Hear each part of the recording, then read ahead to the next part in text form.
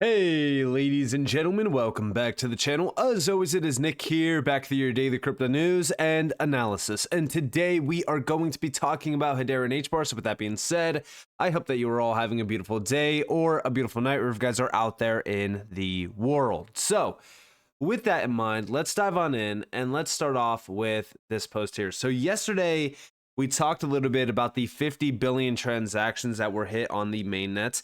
And since then, there has been this chart going around regarding May 2024. And we have Hedera has processed more mainnet transactions than the next top 100 networks combined. Real world use cases solving real world problems to drive real world value.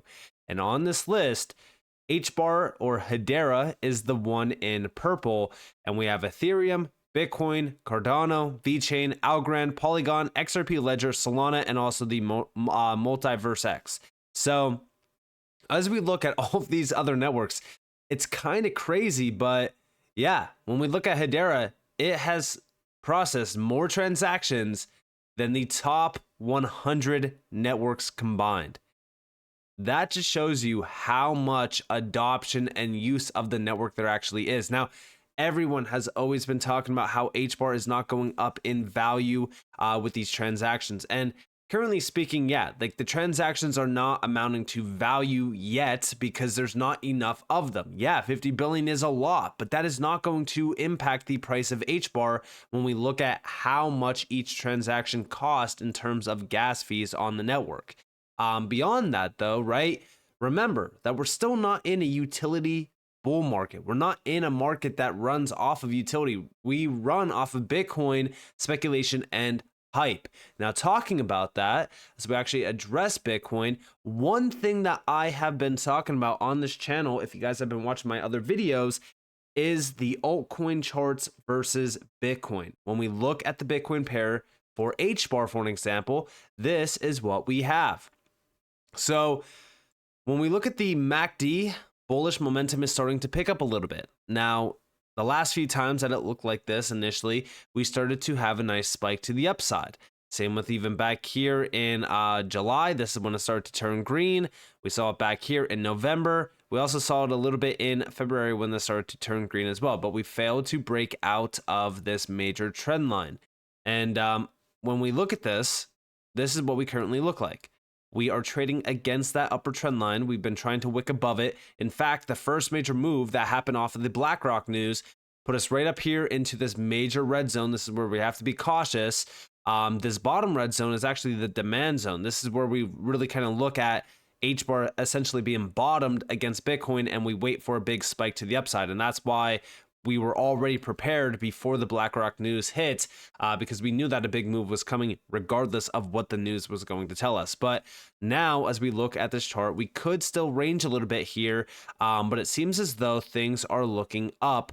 And if we can make a major break above this upper trend line, with today, of course, being Tuesday, by the end of this week for the weekly candle close, we could essentially have our first weekly candle close over that upper line, that upper trend line, since going all the way back to February 2023. And even then, we did not close above that line. The last time that we were above that was back in 2022.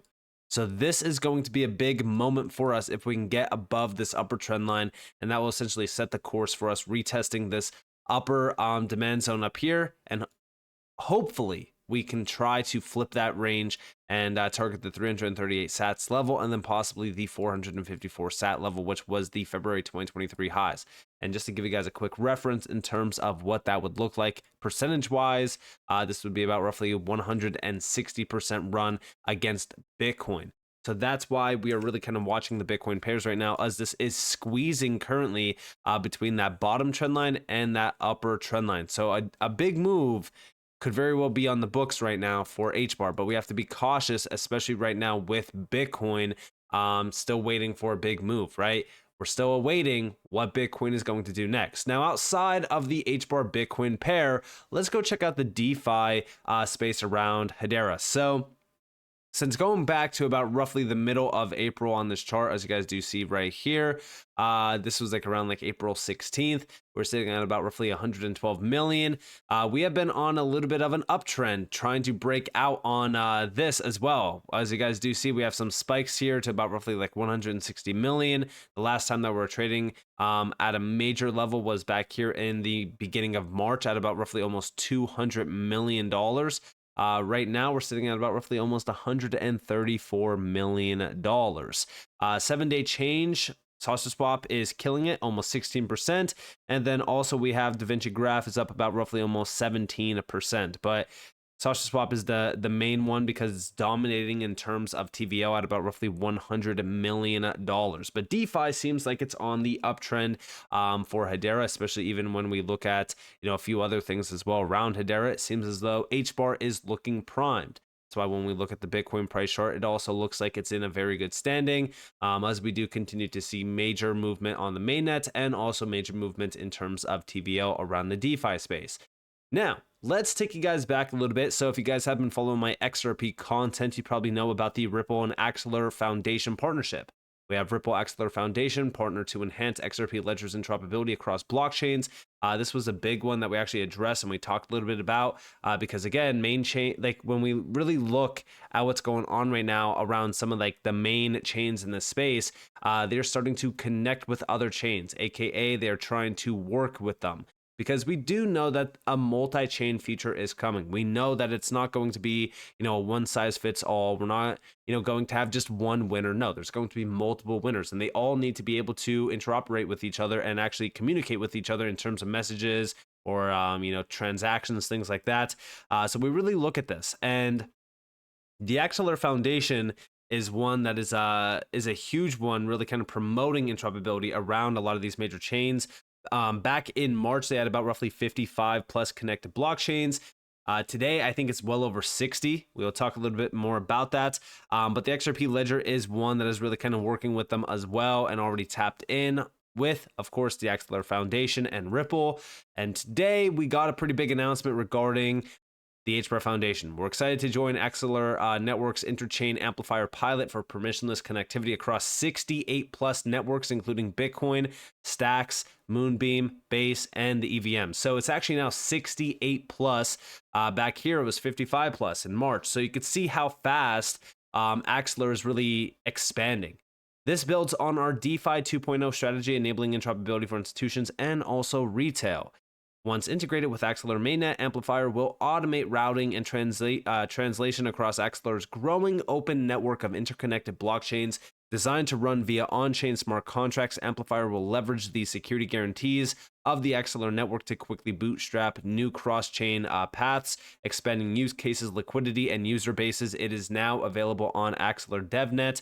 For Hedera, this means increased access to and from the ecosystem, opening up the efficiencies of DeFi with dexes like SushiSwap Labs to the wider Web3 landscape. So this is actually a pretty big announcement. Now, the full breakdown is over here. I'll read a few quotes, but then I also want to read you guys the full breakdown, which is over here. I shortened it with ChatGPT. But if we look into a few of these quotes, let's address the first one. So the excitement around Bitcoin, layer 2s and other novel blockchain approaches now has an outlet.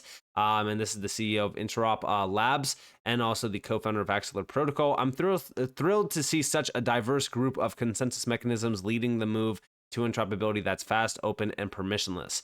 And we also have down here, interoperability is a foundational piece to Web3's mass adoption because it optimizes the UX for everyone from dApp developers to end users. Our collective goal is to make all the benefits of DLT accessible to billions. Axelar and Interchain Amplifier's multi-chain reach will be key both in progressing the Hedera ecosystem's institutional DeFi strategy and connecting the network speed, scalability, and low fixed fees to institutions, creators, and consumers around the world. Unlike traditional approaches that confine interoperability within a single ecosystem, Axelar adopts a modular framework, breaking down barriers between disparate blockchains. Axelar's integration with Stacks will bring the leading layer 2 to users and builders across ecosystems, further expanding the Bitcoin economy and creating access for all. This program is a unique opportunity for the Moon River network to be integrated with Axelar's next generation interchain amplifier architecture.